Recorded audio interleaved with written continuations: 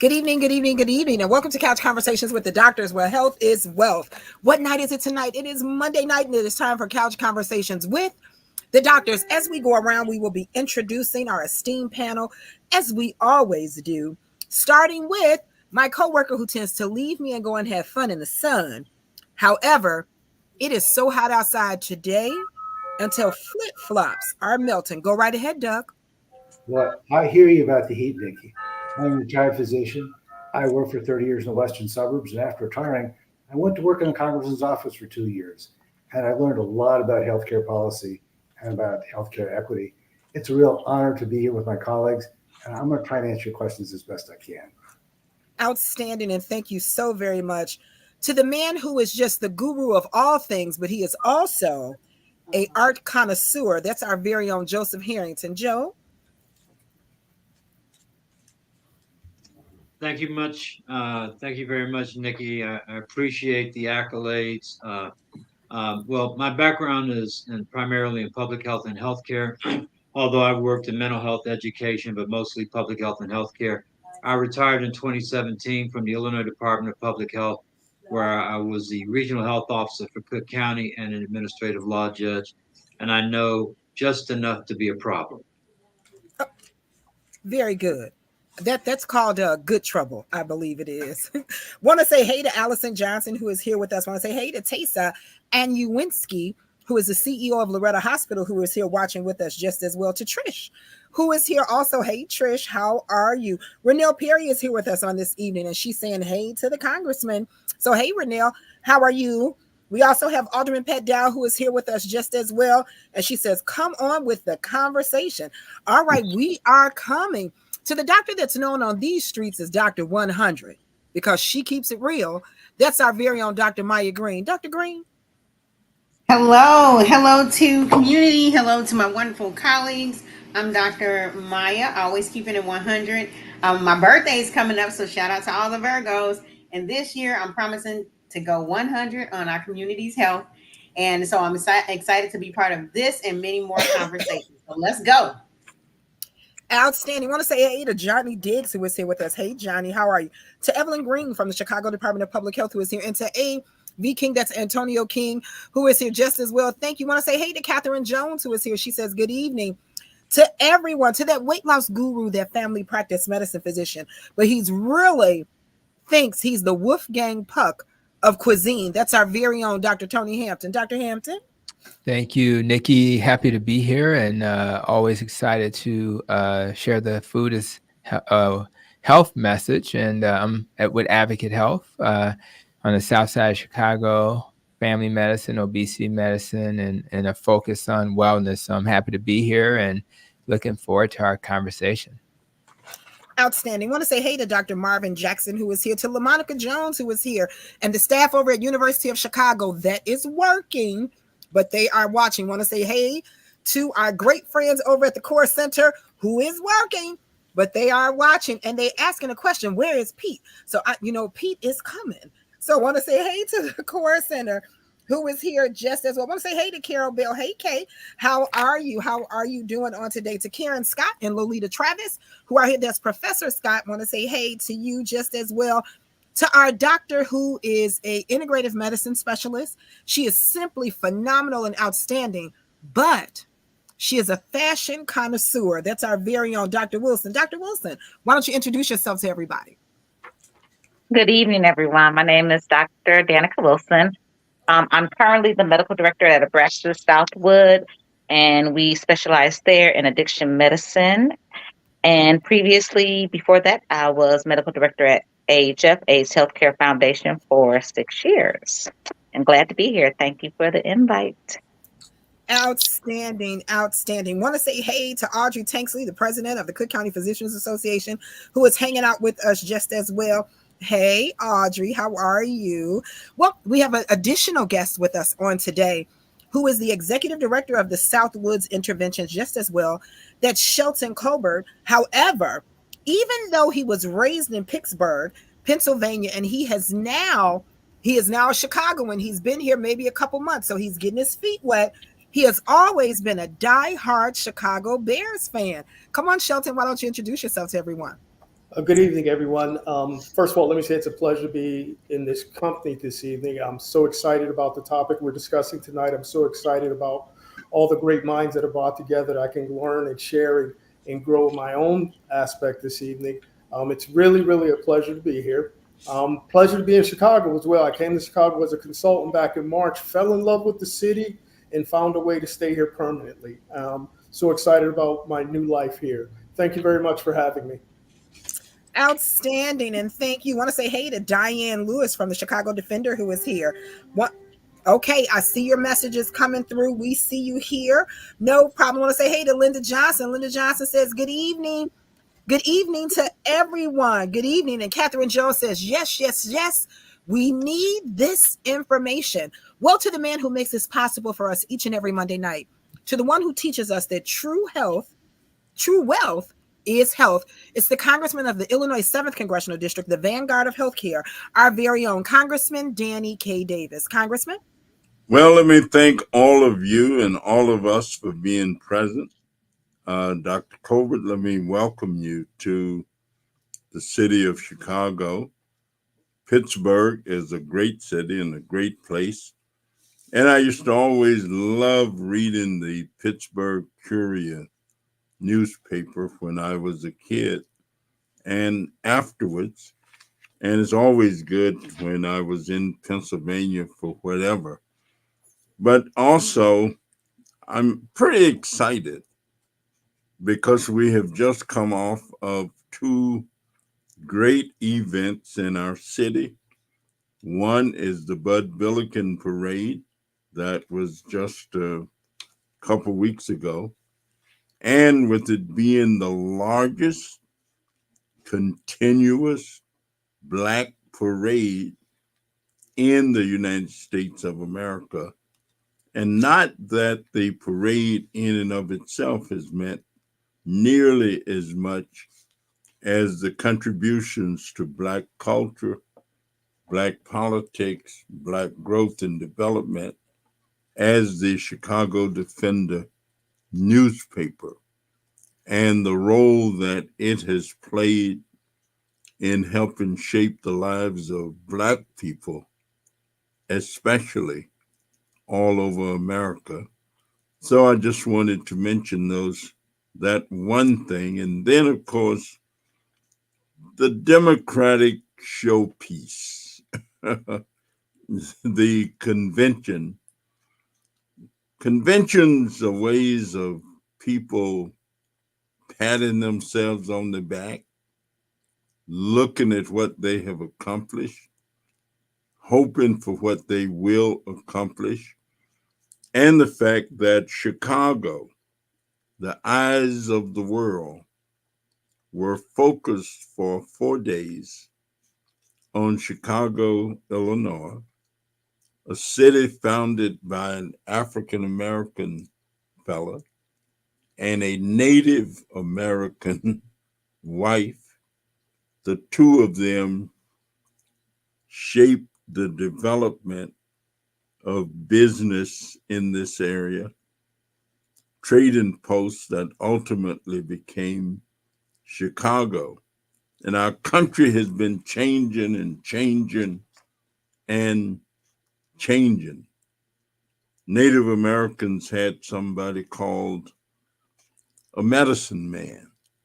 And so no matter what culture, what period we're talking about, there's always the need and always has been the need.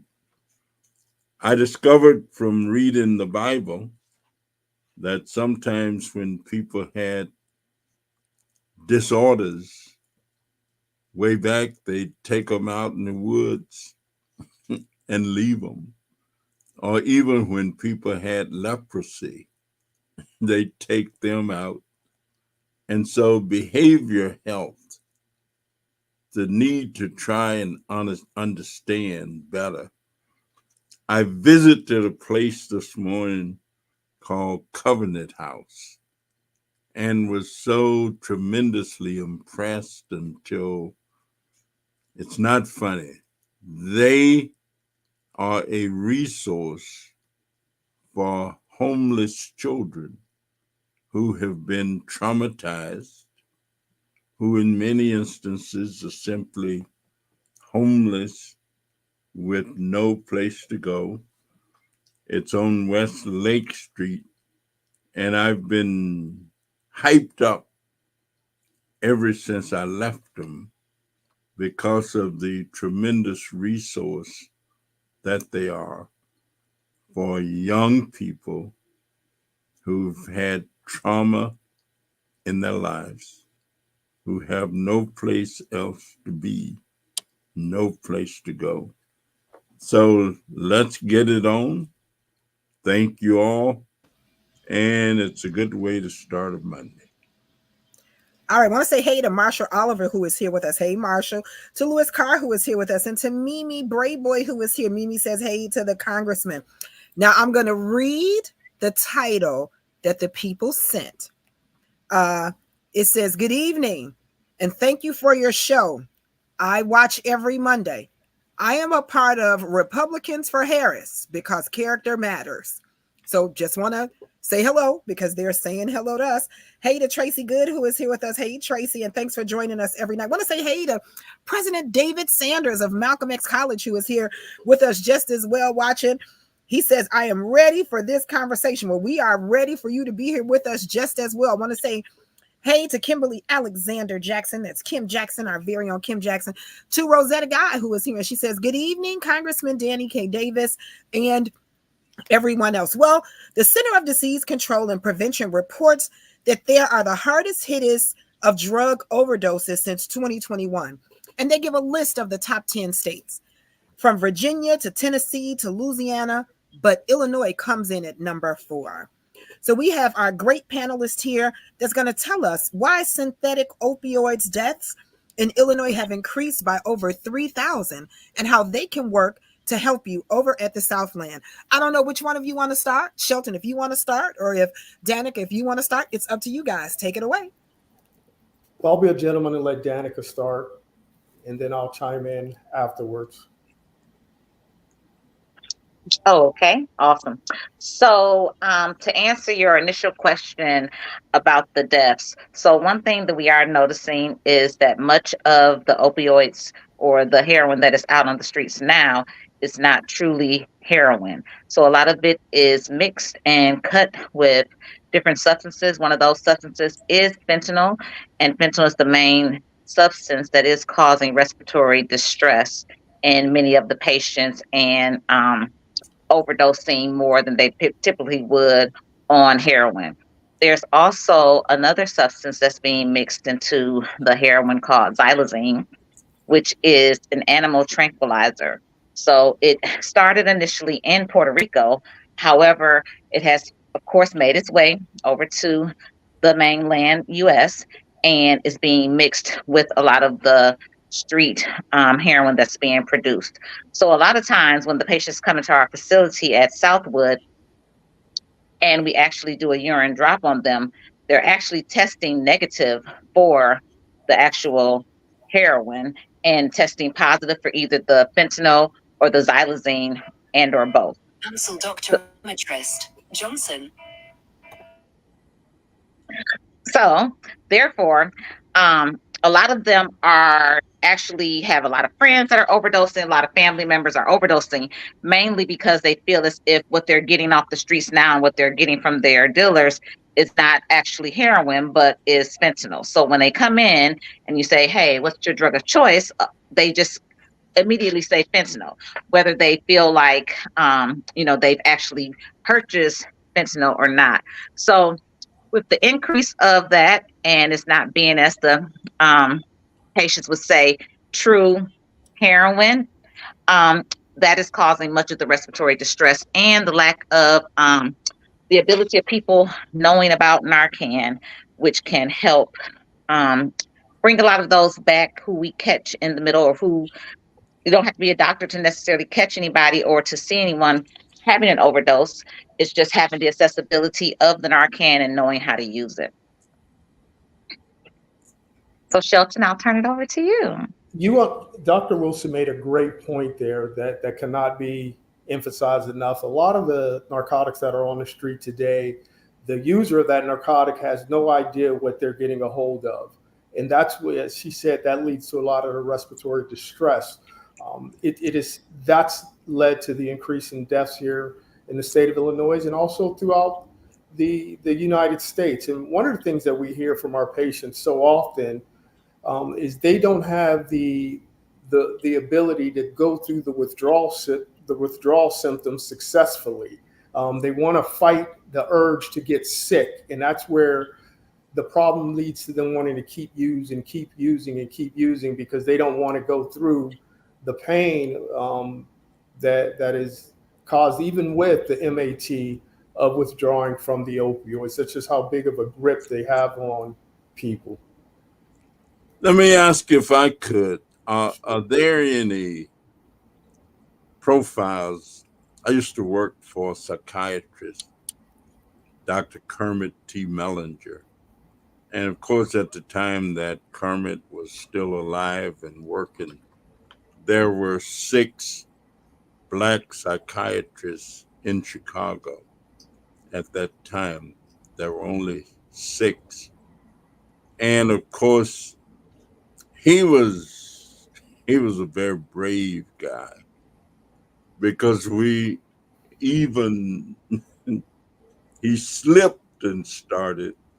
And when I say slipped, without the approval of the board of the outfit that we worked for, he started a methadone maintenance program.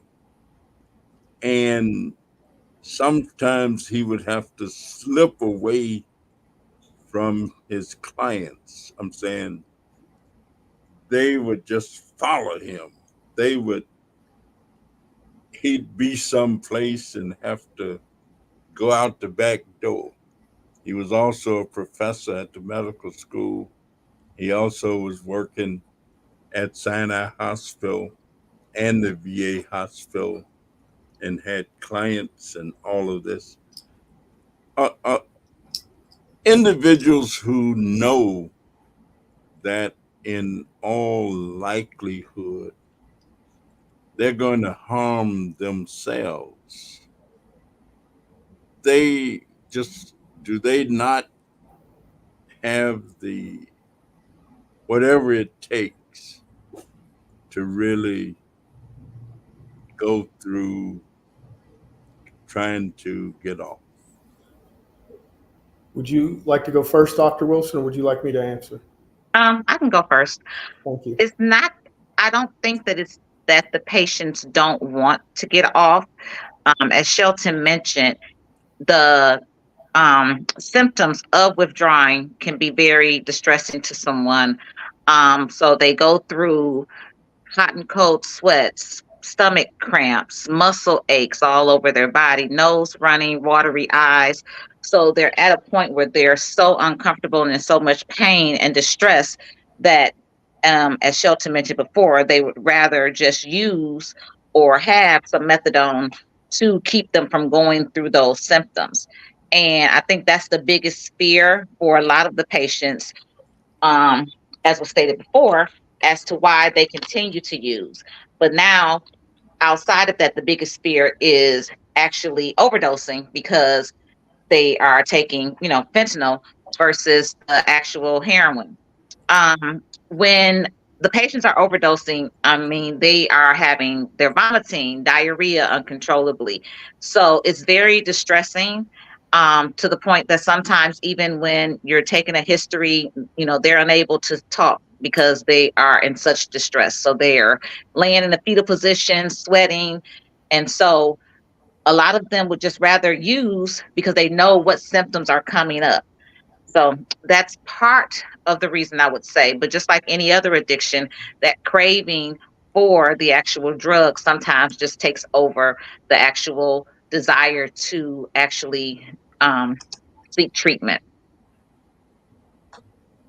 And what I would add to what Dr. Wilson has said, we know that from the medical model that addiction is a chronic illness. It's a disease. It's just like many of the other medical models of disease, such as high blood pressure, diabetes, and things of that nature. And when you start to look at the disease from that aspect, you begin to understand that even someone with high blood pressure doesn't exercise as they should, doesn't eat the way they should, doesn't take their medication the way they should. So those things that are similar to other chronic diseases are also similar to that in the person who's suffering from chemical dependency. And I think in America, we need to start to frame the conversation that this is a disease, this is a chronic disease, and it must be treated in a way that when people who, just like normal people who struggle with keeping their blood pressure under control, keeping their sugar levels, A1Cs under control, and those with chemical dependency also struggle with keeping their cravings under control. They struggle with keeping their lifestyle issues. They struggle with not only what they're doing, but what has happened to them. There are just so many different variables that go into chemical dependency that we need to frame the conversation around. And just to add to what Shelton said, a lot of it is also self-medicating for undiagnosed or untreated mental health. So it just kind of goes hand in hand. And just as he said, with high blood pressure and other chronic diseases, it's just easier to kind of continue to do what you do, you know, just like he mentioned with high blood pressure. So it will be a hassle or more of or more of a or more of something to work on for someone to change their diet and to exercise. And so, as he stated, addiction is a lifelong process of changing of behaviors and modifying behaviors. So sometimes it's just easier to do what you've been doing. And a lot of us, a lot of people in general, not especially African Americans, are against seeking mental health. So it's difficult to try to tell someone that they actually probably need to seek that type of medical care versus turning to the drug that they're using. Well, Joe, I see you have your hand up. I wanted to provide some context. I think the first thing, and I got three things. The first thing is if you smoke cigarettes, you have an addiction. So people understand addiction, but they all don't also always think about smoking as an addiction. And some people are addicted to alcohol. Alcohol is a substance, and some people are alcoholics and they're addicted. So it's not something that's unusual, but we usually tend to think about substance abuse as other kinds of things and other drugs that people ingest. But if you smoke to excess or if you drink to excess, you have an addiction. So I just want to just demystify to some degree this issue of addiction. The other thing is I looked for and I found a definition for substance use disorder. And I think that breaks it down a different way. It describes it as a treatable mental disorder that affects a person's brain and behavior, leading to their inability to control their use of substances like legal or illegal drugs, alcohol, or medications. These symptoms can be moderate to severe, with an addiction being the most severe form of substance use disorder. I also want to offer up that there is the Substance Abuse and Mental Health Services Administration has a 24/7, 365-day a year treatment, referral, and information service. And they do have a hotline. That number is 1-800-662-HELP, 1-800-662-HELP. Outstanding, Joe, and thank you so very much. Want to say hey to Terry Johnson, who's here, and Trina Johnson is here just as well. Hey, Trina. Sandell Scott is here, and Pamela Dominguez is here just as well. Michelle Garrison is here also. Tony, I think you were getting ready to say something before I read that question. Yeah, I just want to do exactly as reframe this just a little bit. I'm just speaking from a frontline doctor who works in clinic, and I may not be taking care of a ton of people who are, in treatment for addiction, although I do take care of some. But I do want to do the same thing he just did. The addiction that the metabolic health doc takes care of the most is carb addiction. So I just want to say that the same neurons that make you addicted to heroin and cocaine are the same ones. So if you have an addiction tendency, even to a drug, you have an addiction tendency, because we tend to replace them. So we'll do one drug and then say, I'm gonna do better and I'm gonna go to this. I'm not gonna do the illegal drugs, then I'm gonna get a prescription drug. And then if that's not working, I'm gonna do the alcohol. The same criteria for alcohol addiction is what we use for processed food addiction. The exact same 11 criteria. So I just want to say that. But more importantly, I want to say that a lot of people are hearing this conversation. They're saying, this is not me. This has nothing to do with me. These are people that I see when I walk, when, the people that you're, asking for money when I'm at the light. No, this is many of our friends and family. And I just looked up the CDC, and they went back to 21. They said 100,000 deaths annually from drug overdose. But more importantly, many of those people, if not most, are from prescription overdose. So that's when my health system had to change how they approach it, so that they micromanage us to death, uh, partly because they want to make sure that people are healthy and well cared for, but we also don't want to get sued because we have irresponsible prescribing practices. So when people come see me in the clinic, I have to ask them about their family history. So if they have a family history of substance abuse, they have a higher risk. I have to ask them about their personal history of substance abuse. And of course, as mentioned by Dr. Wilson, I think their psychological profile. So if you have a mental health issue, you're more likely to be at risk for becoming addicted or overusing drugs. The other thing we have to do is, if you're at risk for sleep apnea, because as you know, many of these drugs are depressant. So if I get a drug that's going to depress my ability to breathe and I have sleep apnea, now my risk is even higher. So I'm asking them about, are you tired after you wake up? Still tired? Are you snoring? Do you have any issues? Stop breathing at night. And if they have these types of things, if they have a thick neck, being a male, all of these things put you at risk. So when people come see me, I have to think about naloxone. So if you're getting a hydrocodone or oxycodone, et cetera, you're probably going to get a prescription for naloxone as well. So that if you take too much, your family members can assist you. You're going to have to do a urine screen every year.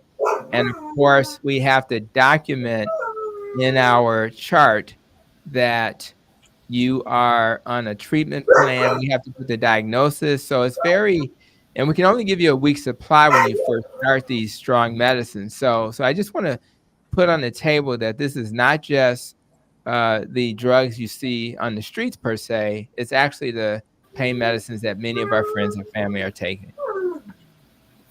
Well, Let me, outstanding. Go ahead, Congressman. how do people usually get started? What are prevention? We often talk about prevention being worth much more than a pound of cure. Is there any way to prevent or keep people from beginning to use these substances that become overused? Well, there are various entry points to addiction. One Yes. being we look at marijuana and we consider that a gateway drug where a young person might start smoking a few joints here and there, and then as life goes on, they get into harder and harder drugs.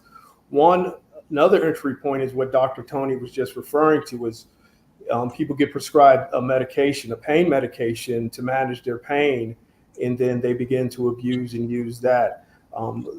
Then there are also traumatic life events that lead, trauma or some type of mental health that people are trying to self-medicate, as Dr. Wilson alluded to earlier.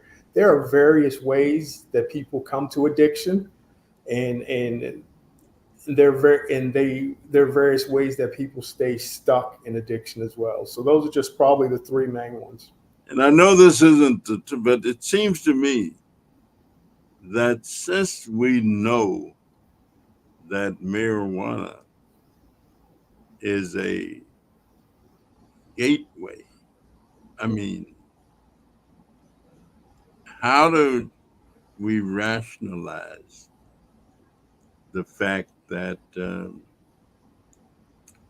it's legal, it's promoted, it's whatever it is. It is all those things. Yeah, that's a difficult question for me because I never thought that we as a society or government should have started the legalization of marijuana simply because of the road it potentially leads down for people. But um, as an addiction professional, that's just one of the things that came about in society that we just had to deal with. Much like the opioid crisis that we experienced in the Appalachia part of the country, where we were just helping coal miners to wrestle with their pain, and it turned into something far and above and beyond what we ever would have thought it would turn to. Um, Marijuana, although it does have medicinal properties, and I don't want to debate that in this hour, but I just think it causes more harm than good to our young people.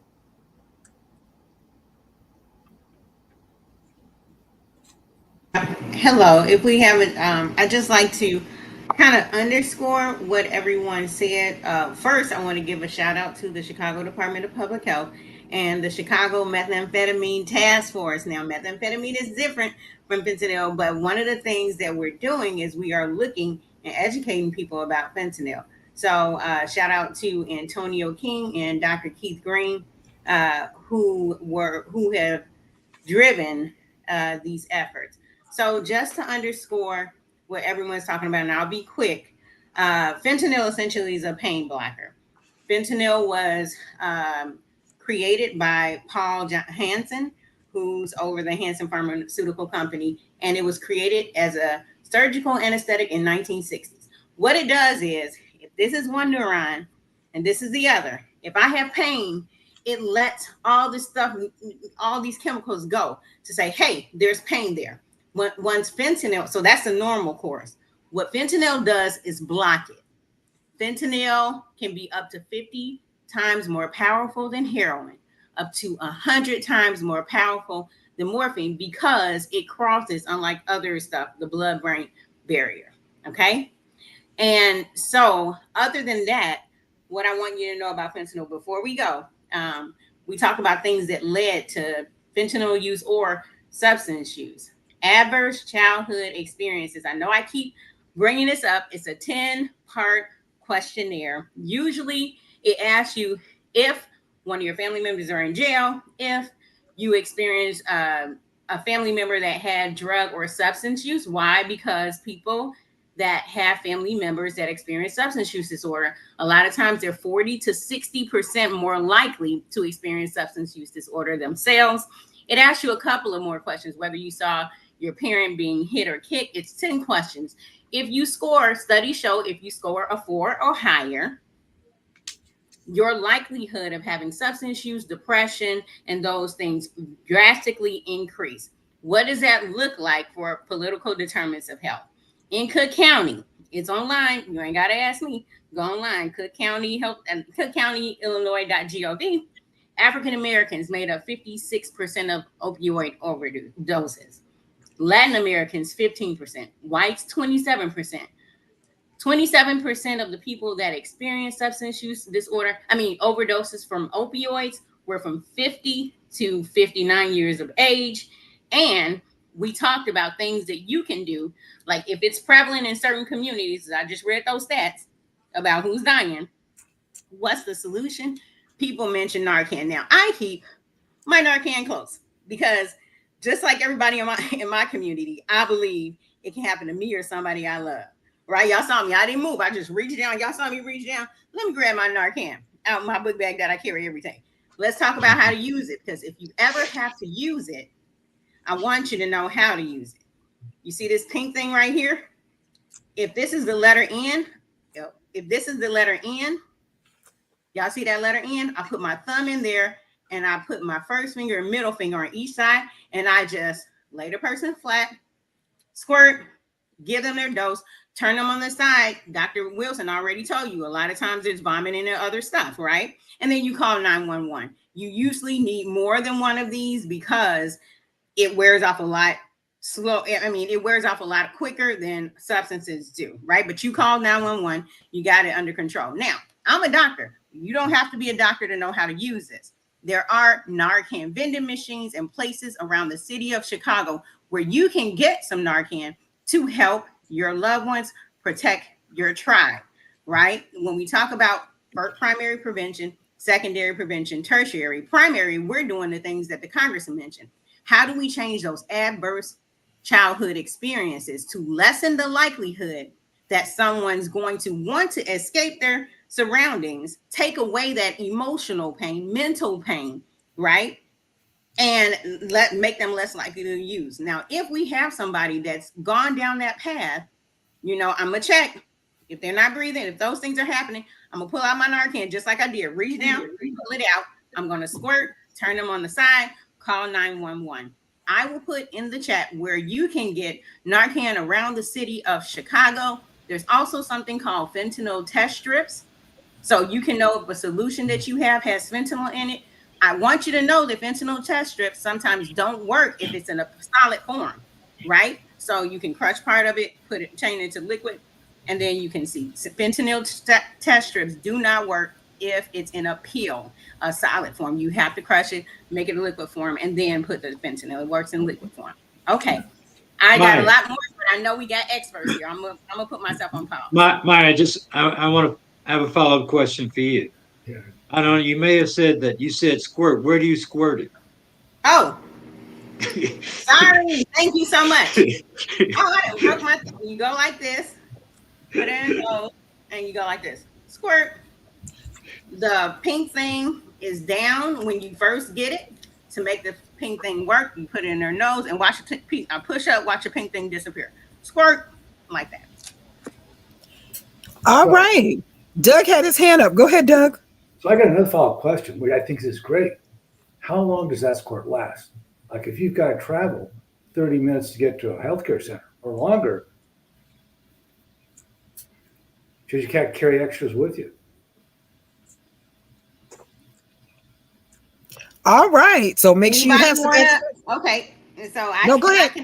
Okay, go ahead, Maya, since you started the whole Narcan. No, Dr. Wilson. No, go ahead. I'm honored. Oh, so some of them, I've seen them last until, remember, you're not taking the person to the hospital. I just want to dispel that.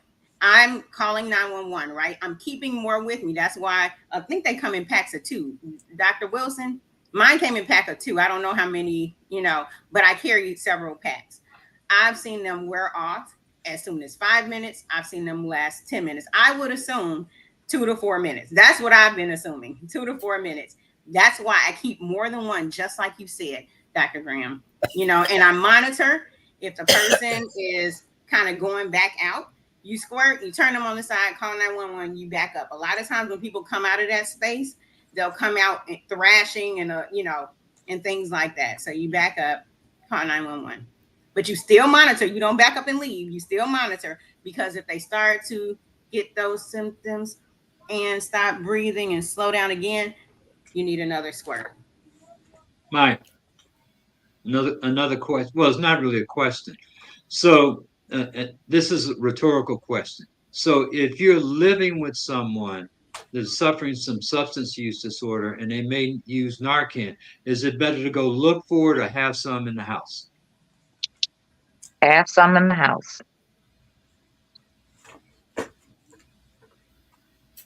And it's free.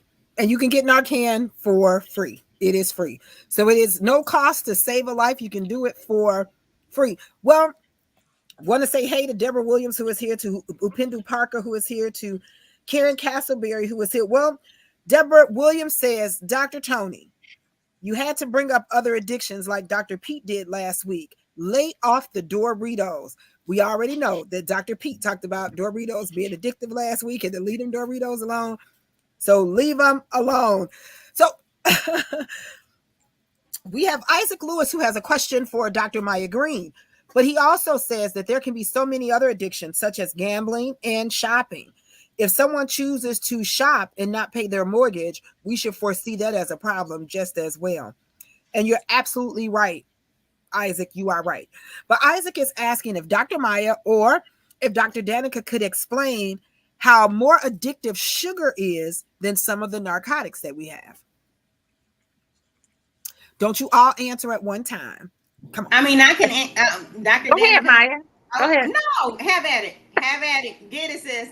I mean, just like you said, I believe Isaac, anything, and I cannot remember. It might have been Dr. Joseph that alluded to, or it may have been Dr. Tone that alluded to that anything can be an addiction.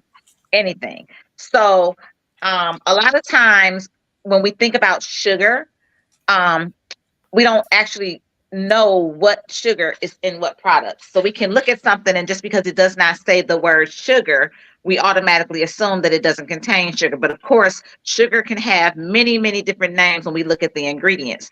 And like you said, sugar can be addictive. I mean, me personally, I can eat a gummy bear, gummy worm, and I just keep eating them, keep eating them, keep eating them. So, I mean, you know, I can't give you any stats on that, but we also need to remember too that anytime that we eat any type of carbohydrates, and Dr. Tony talked about that as well, or mentioned that when those carbohydrates break down in our body, they also turn to sugar.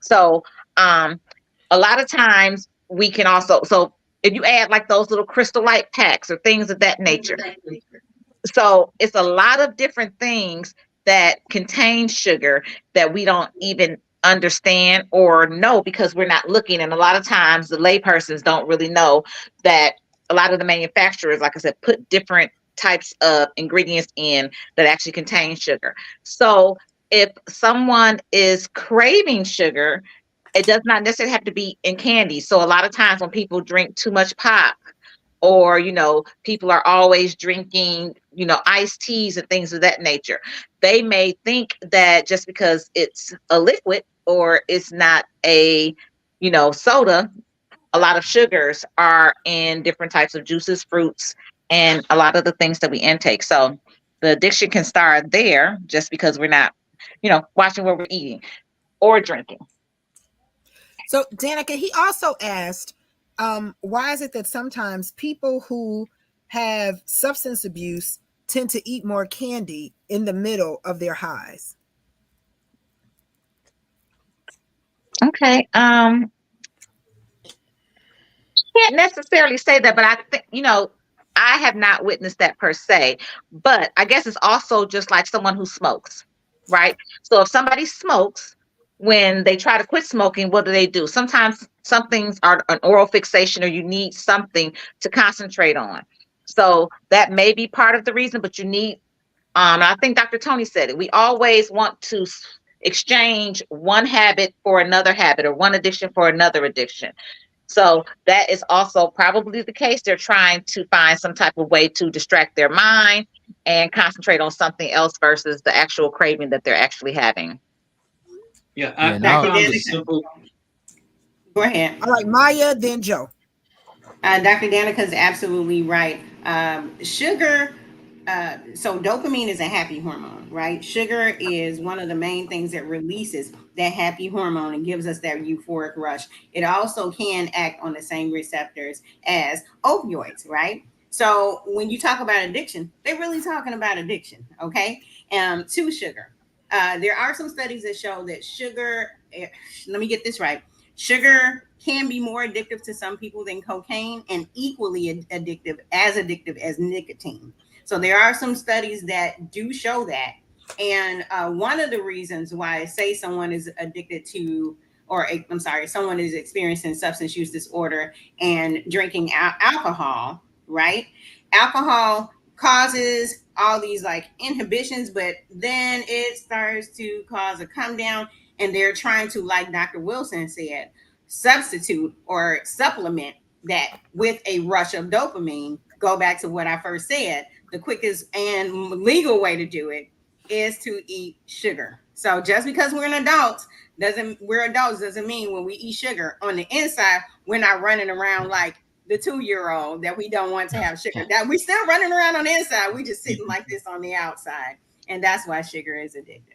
And that's also why you shouldn't, if you have an addiction issue, you may not want to take those alternative sugars, although they may not raise your, like if you do one of those little packets that go in your water that doesn't have sugar in it, but it's sweet tasting because it has something like Splenda in it, your brain can't tell the difference. So although it may not spike your sugar and it's good for you if you're trying to keep your diabetes in check, you're still going to want it.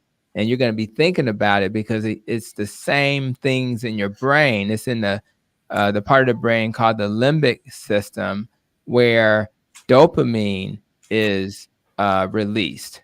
And when that dopamine is released, you want to feel that feeling all over again. So it's better for people who have addictions to not drive by Dunkin' Donuts and Krispy Kreme, take a different route because it's going to trigger the neurons in your brain that are the addictive neurons that were chilling, they were dormant, but then they're going to wake up and say, hey, would you mind stopping by and getting that Long John that you've been craving for? So it is so important that you know who you are. Now, the next person can literally drive by Dunkin' Donuts and it doesn't bother them because they don't have those, they haven't given their brains those addictive neurons that some people have exposed themselves to. And once those addictive neurons are created, which is why substance abuse is a lifelong struggle, they really never go away. They're always there. They can be dormant, but they tend to still exist. Therefore, you always have to use caution when you're thinking about your addictions.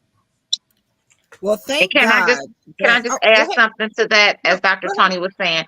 So kind of what we have mentioned before is that if let's just say some people stress eat or some people stress eat with sugar. So it's the same kind of thing. If we don't find a way to manage our stress or the things that are stressing us, then that could potentially lead to an addiction. So let's just say a lot of people who stress eat, that can also still be considered, an addiction because we're not knowing exactly how to control that behavior when we're stressed. No, you're Yeah, absolutely I just want right, to. Joe. Yeah, I just wanted to offer up a quick definition I found for addiction. It's not having control over doing, taking, or using something to the point where it could be harmful to you. If that's addiction, and watching too much television is an addiction for some people. If you can't get your kids to put down their cell phones, maybe it's an addiction. Some addictions are not good, but they're not harmful to your health or as harmful to your health as others.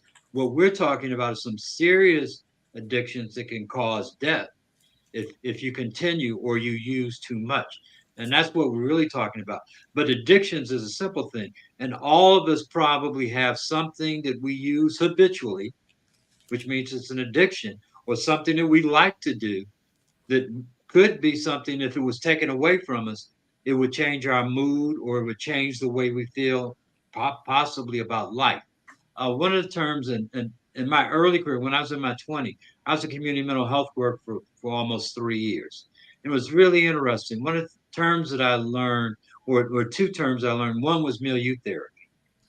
And you need to change somebody's environment to give them the opportunity to change. You got to take them out of the environment they're in to get them in an environment where they can change. And there's also this concept of readiness to change.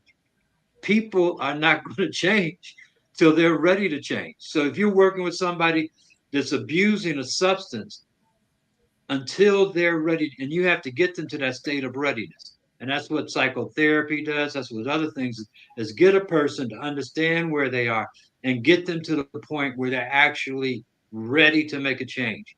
They're not ready to make a change. Nothing you can do can change. Well, Joe, that actually leads us into our next question. Even though I have no problems going past a Dunkin' Donuts or a Krispy Kreme, that does not float my boat. But I get a little weak when I go past a shoe store. I get a little weak. I need a little help, a little pull or something, because I believe shoes may be an addiction for me. I really do. Shelton, the next question says, how do we get our families to the point where we can actually assist them? And how does Southland Interventions aid us with our families? It's an anonymous question. Tommy Simmons says, hello to everyone. Go right ahead, Shelton. Well, piggybacking on what Brother Joe was just saying, a person has to be ready for change. And if they're not ready for change, there's nothing that we can do to force someone. We can't twist arms. We can't blackmail them. It takes an intervention.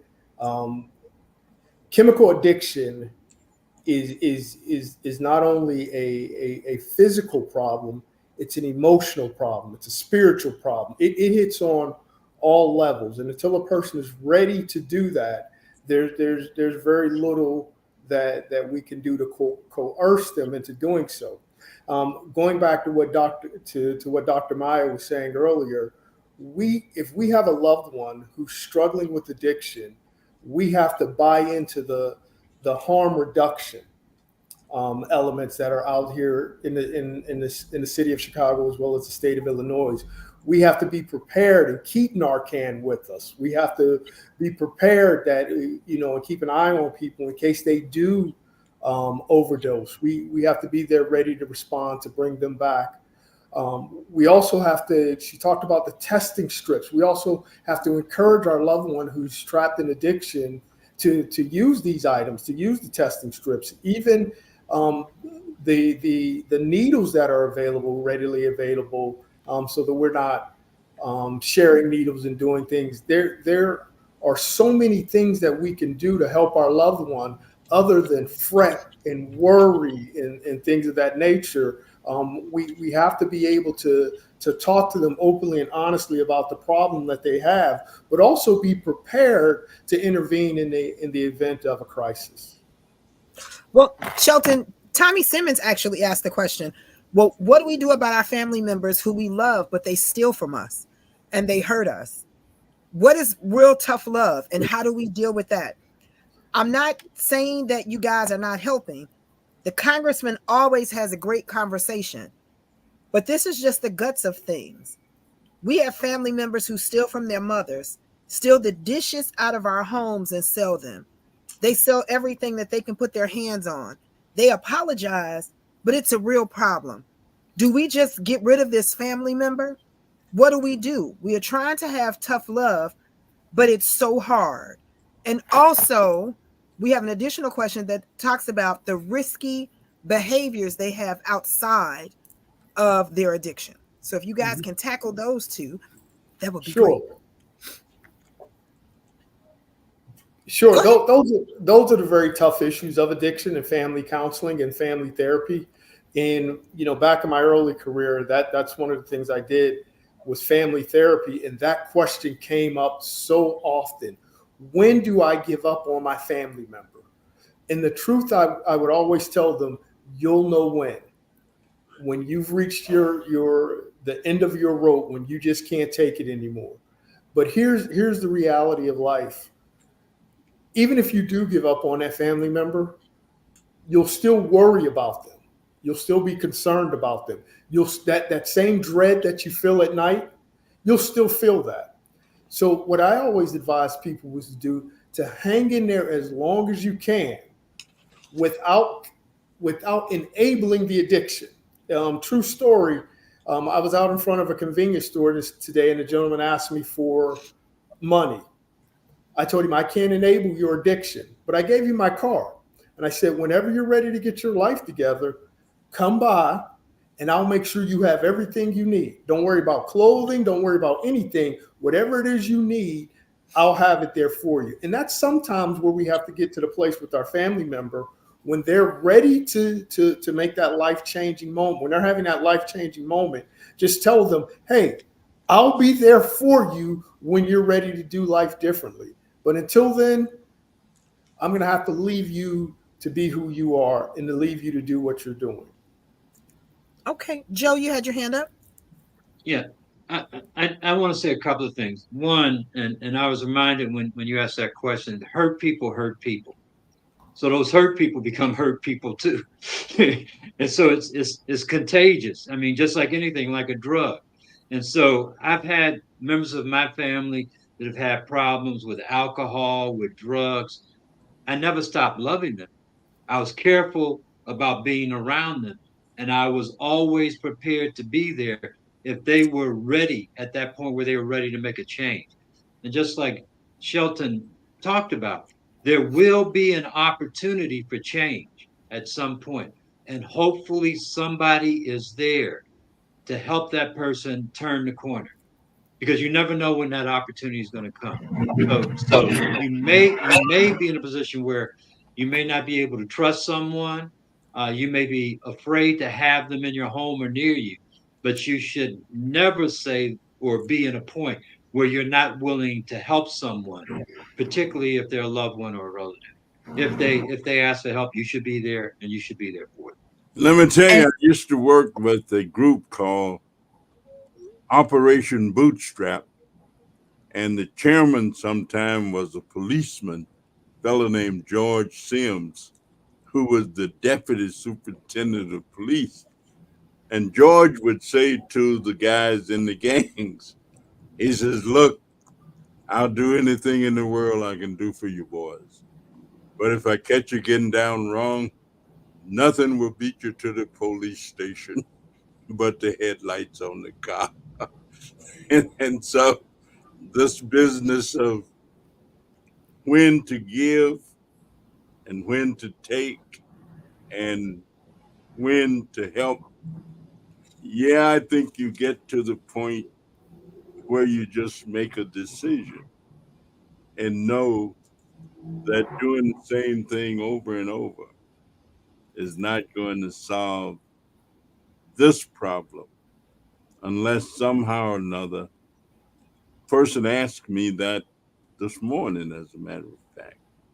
And I actually suggested that sometimes your sense of spiritualism or whatever kind of faith that you practice is what it takes to get over that situation.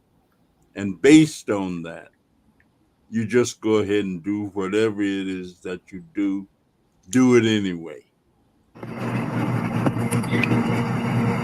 Outstanding. Well, Dr. Wilson, how could someone take advantage of the services that you guys have there? How does that work? You're muted. Okay. Thank you. Okay. So I was just talking and didn't realize. Okay. So one of the things that they can do is they can come directly in. We do have walk-ins. Um, we are located at 5708 Southwood Street. That's in Chicago. I'm sorry, 5701 Southwood Street. That's in Chicago. And like I said, the walk-ins, we usually tend to take people from very early. They come in between around 6:30, and we take patients up until about 3 o'clock. Would you say, Shelton? About 3. Okay. And so, if not, you can also call, and we also schedule appointments. So we have a lot of case managers from different agencies and hospitals and social workers that also call to get patients in. And the phone number to the facility is 773-737-4600. So any, like I said, walk-ins, we have a lot of direct referrals from hospitals. But the easiest way for those that are ready, because as we said before, we never know when someone is ready, or and it's totally up to them, is to just walk in. Outstanding. And thank you so Because very a lot much. of times, No, go ahead. no, Go I ahead. was just gonna say, because a lot of times it's up to the person who's seeking treatment to let them know, let anyone know when they're actually ready. Well, outstanding, outstanding. Well, Dr. Maya, just want to let you know that Donald Dew says he's going to get a T-shirt that says "Just Squirt" because he is loving the fact that you said "Just Squirt." okay. He also says that you can come Nice. over to HSI, or you can give their office a call if it's needed to have Narcan, because they have some there and they actually teach it just as well. Well, I know you guys hate to hear when I say this, because I know you hate it, but it's our time. So with that being said, we're going to go around as always and give our until next Mondays, starting with Doug. Doug, what's your until next Monday? Well, I really want to thank Dr. Maya for her demonstration of Narcan. and what it looks like and how to use it. I really want to remind people that it doesn't last very long. So if you go to the pharmacy, ask the pharmacist where you can get some. You want some in your car, in your purse, in your locker, at the gym, because you never know when you're going to need it, and you're going to probably need the list too. But thank you, Dr. Meyer, for what you said and did. Outstanding. Well, Joe, you're until next Monday. You know, Doug's favorite is Maya's Narcan demonstration. What you got? You're muted, Joe. I'll unmute. I've got two things. First one is if you need help, call 1-800-662-HELP. The last, and I thought about this actually when we started the conversation, I thought about Hebrews 11:1. Now, faith is the substance of things hoped for, the evidence of things not seen. And so I would ask everybody to keep the faith. Outstanding, outstanding. Well, Doug enjoys Maya's Narcan demonstration. Joe gave you a resource and a scripture, and we have Pastor Cy Fields and Pastor Brooks clapping their hands, sending clapping hands. He said he was waiting on a good scripture tonight. Outstanding. Well, Maya, you're until next Monday, Dr. Maya. Mr. Harrington, I thought you was gonna quote this scripture that I am, which is Hebrews 12. First I want to say, studies show, because I was like, okay, 2 to 20 or 30 is not a good number. The number on the package of how long a Narcan can last says 30 to 90. I've seen about 5 instances it's lasted about 4 to 10 minutes. So just because on the package it says that, don't mean I can leave that person for 30 minutes. You cannot. You have to watch. Okay, it says 30 to 90 minutes. I just say I've never seen it last that long. Okay, and just to culminate what Mr. Colbert, Dr. Danica was talking about in that last question, there's no easy answer to when a person experiences their course, and those of us that are supporting them, when it is time for us to step back or step up. You know, I just want to speak over everybody listening, no matter what we may be struggling with. Dr. Tony mentioned different types of addictions, sugar, food, Dr. Danica, stress eating. Lay aside every weight, right? Dr. Tony said no matter what Come on, Bishop. Lay Come on, aside Bishop. every weight that easily besets you, the Dunkin' Donuts. He was talking to me. I was like, was you in my car this morning? And run towards the race that's set before you. Not minding somebody else's business, running the race that's set before you. May you lay aside that weight. May I lay aside that Dunkin' Donuts weight. Amen. that part, Bishop, that part. I'm loving. Go ahead, Joe. Joe, go ahead. Hebrews 13:5. I will never leave you or forsake you. All right, we got the preachers in the house. All right. Well, Dr. Tony said he had a patient, but he sent his until next Monday. So Dr. Tony's until next Monday has never become an enabler. Enablers are people who don't help the person they love, but instead they harm them further. So learn how to say no, but when they're ready to make a life change, be there to walk along their side. A great book to teach these principles is Boundaries by Henry Cloud. Thank you so much, Dr. Tony Hampton. Thank you so much. Will Shelton, you're until next Monday. I want to capitalize on the DNC right now. We're in the season of hope in America right now. And one of the things that I try to lead by example with at Southwood is not giving up hope, because when we give up hope, we become hopeless. And then we start to give up before the miracle happens. We never know when a person is going to be ready to change their lives. We just always have to be there, willing to help them change their lives. So anyone who has a family member struggling with addiction, I want to encourage you not to give up hope, because soon and very soon, a change is going to come. Thank you for having me. I really appreciated this. This has been the highlight of my time here in Chicago, and I look forward to being a weekly listener now. Oh, outstanding. And thank you. Well, Dr. Wilson, you got a lot to bring up. Maya had this outstanding performance of how to use Narcan. Doug gave a resource. Joe began to take us to church. And did Shelton, I believe I heard correctly, Shelton gave us a little Sam Cooke verbiage as he was moving towards you. So come on, Dr. Wilson. So I want to thank everyone for the opportunity to have this conversation, because it is very important. If we don't have the conversation, then that is the first issue of not being able to educate ourselves. Also, I would like to also say that we need to be mindful of being judgmental. Being judgmental can be one of the barriers for people seeking treatment, seeking care, and even confiding in us or you as an individual. A lot of times, one of the big things I like to mention when we talk about, tackling anything as it relates to mental health or healthcare in general is that a lot of times we just haphazardly ask people, "How are you doing?" And we are always ready or expecting someone to say, "I'm fine."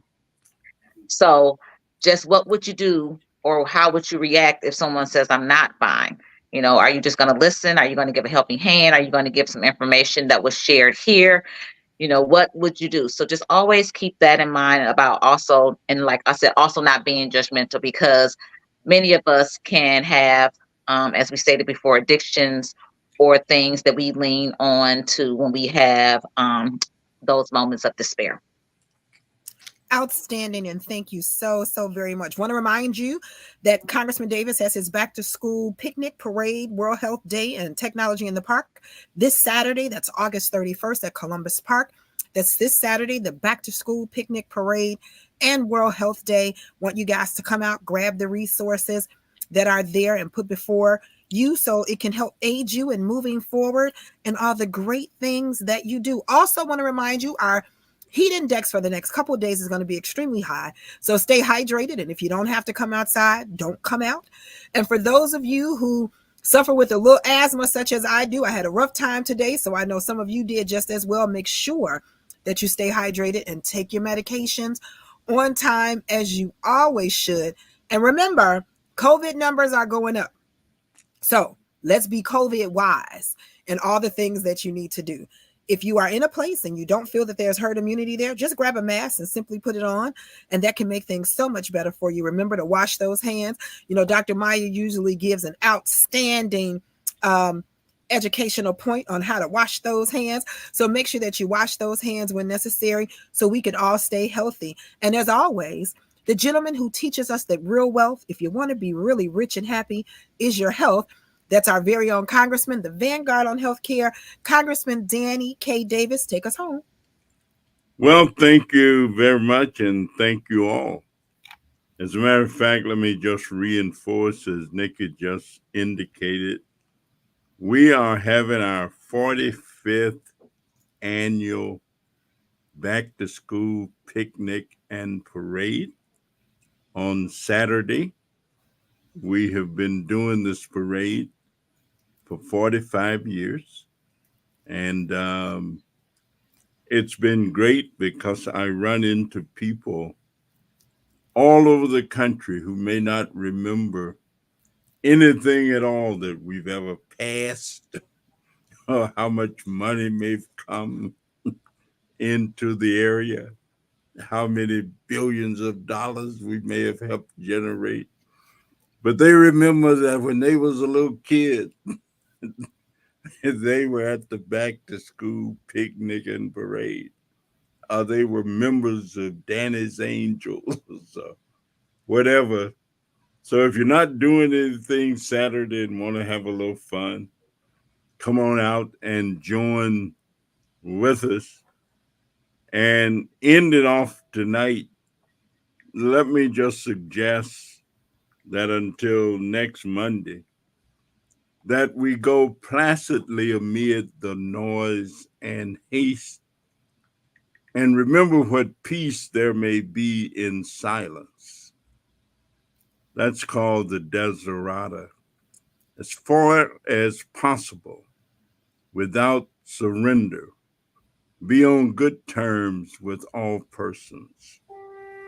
Speak your truth quietly and clearly, and listen to others, even the dull and ignorant. They too have their story. Avoid loud and aggressive persons. They are vexations to the spirit. If you compare yourself with others, you may become vain and bitter, for there will always be greater and lesser persons than yourself. Enjoy your achievements as well as your plans. Keep interested in your own career, however humble. It is a real possession in the changing fortunes of time. Exercise caution in your business affairs, for the world is full of trickery. But let this not blind you to what virtue there is in many persons, and strive for high ideas, and everywhere life is full of heroism. Be yourself, especially do not feign affection, neither be cynical about love, for in the face of all ardidity and disenchantment, it is as perennial as the grass. Take kindly the counsel of the years. Gracefully surrendering the things of youth. Nurture strength of spirit to shield you in sudden misfortunes, but do not distress yourself with imaginings. Many fears are born of fatigue and loneliness. Beyond a wholesome discipline, be gentle with yourself. You are a child of the universe, no less than the trees and the stars. You have a right to be here. And whether or not it is clear to you, no doubt the universe is unfolding as it should. Therefore, be at peace with God, whatever you conceive Him to be.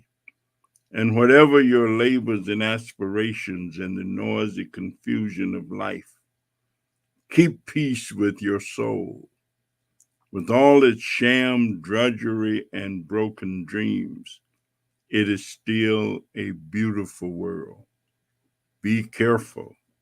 Strive to be happy, such as it is, and such as it will be until next Monday. Thank you all for a delightful evening, and we hope to see you somewhere as our paths continue to cross. Have a good night, and thank you. Thank you all.